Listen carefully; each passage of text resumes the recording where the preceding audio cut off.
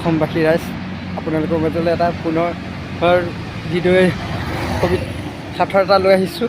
তাৰ আগতে অকণমান গান গাই শুনাই সাঁথৰটো মই আৰম্ভণি কৰিম।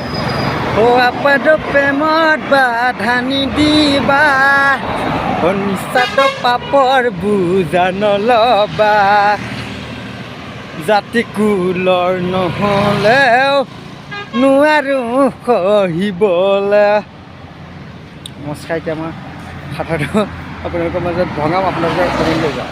ফুচফাচ কৰে দুই বাহু লৰে, ৰঙাডাল উলিয়াই কোলাডাল ফুফুৰাই। কি বস্তু কমেণ্ট কৰি জনাব প্লিজ প্লিজ।